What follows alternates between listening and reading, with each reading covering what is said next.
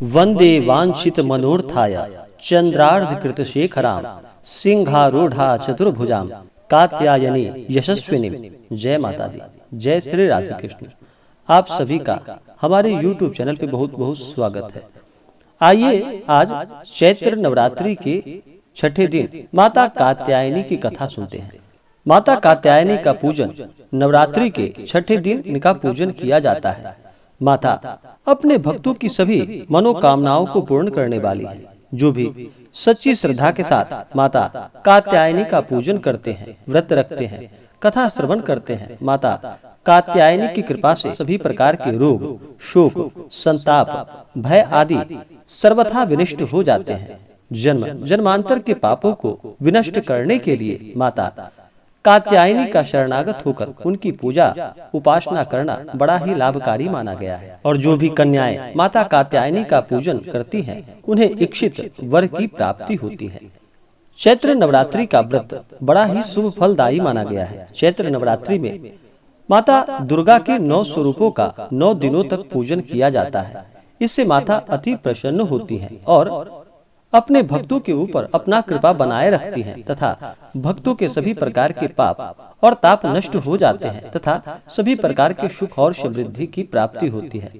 जब व्यक्ति के पाप और ताप नष्ट होते हैं तभी जाकर के उनके पुण्यों का उदय हो पाता है। जब व्यक्ति के पुण्य उदित होते हैं और उसके बाद ही सभी प्रकार के सांसारिक सुखों की प्राप्ति होती है। इसीलिए माता दुर्गा का चैत्र नवरात्रि के दौरान पूरे विधि विधान के साथ नियम और निष्ठा के साथ पूजन करना चाहिए।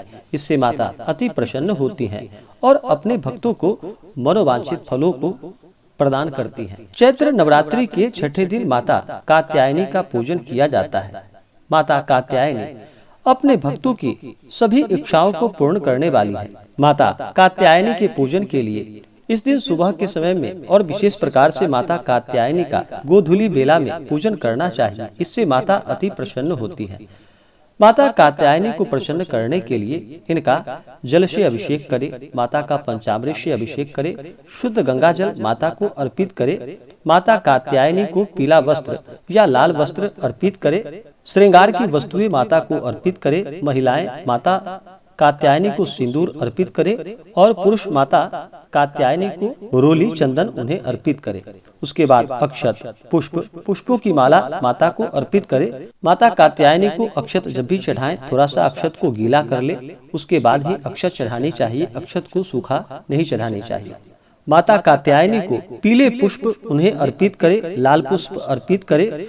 हल्दी की 3 गांठें माता कात्यायनी को अवश्य ही चढ़ानी चाहिए और फिर हल्दी की गांठें को फिर अपने पास पूजन के बाद अगले दिन जाकर के उसे सुरक्षित रखना चाहिए।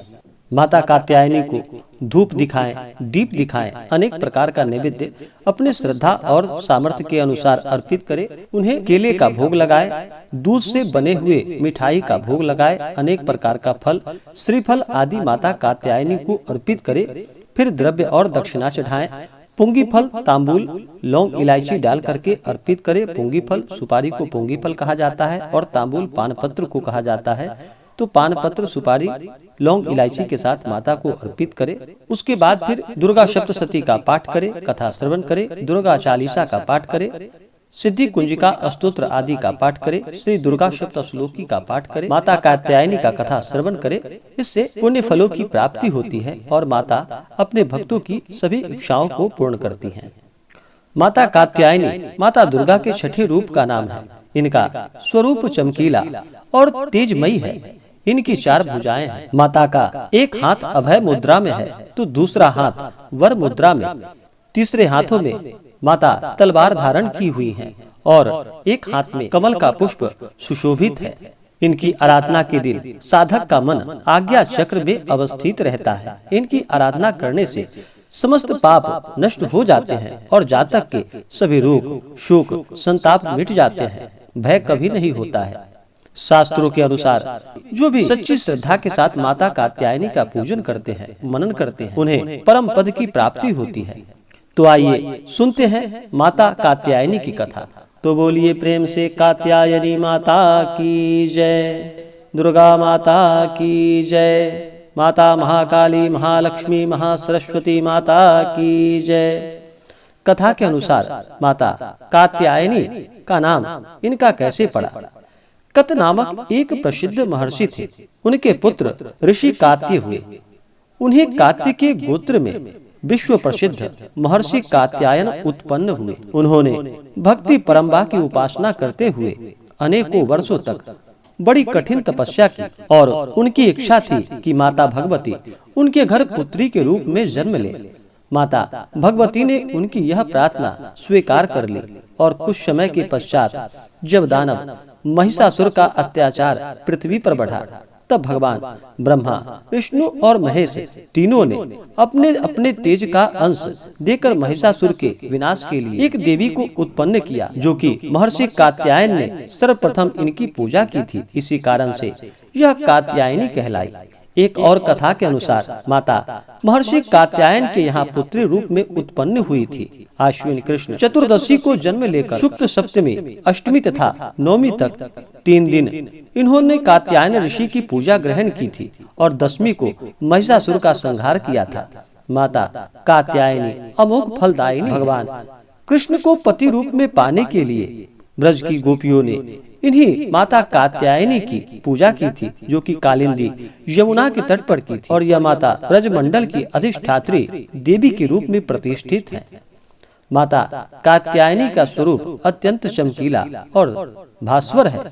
यह माता अपने भक्तों की सभी इच्छाओं को पूर्ण करने वाली है तथा अर्थ, धर्म, काम, मोक्ष चारों फलों को प्रदान करने वाली है।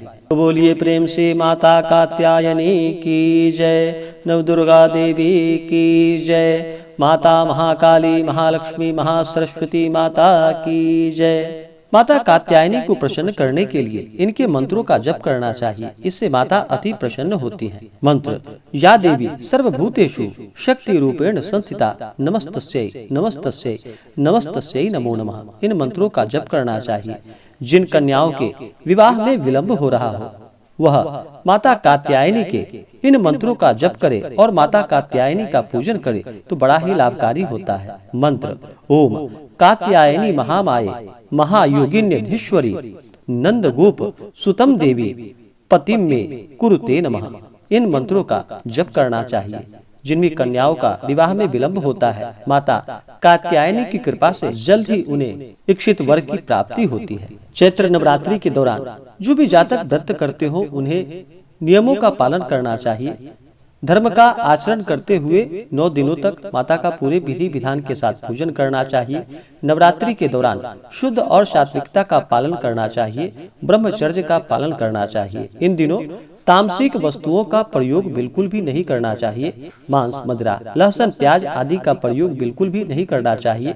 धर्म का आचरण करते हुए ब्रह्मचर्य का पालन करते हुए रहना चाहिए। व्रत के दौरान किसी के ऊपर क्रोध नहीं करनी चाहिए। अपने मन में किसी के प्रति ईर्ष्या या द्वेष का भाव नहीं लाना चाहिए। अपने से बड़ों का सदा ही आदर और सम्मान करना चाहिए। महिलाओं का कभी भी अपमान नहीं करना चाहिए। कन्याओं का कभी भी अपमान नहीं करना चाहिए।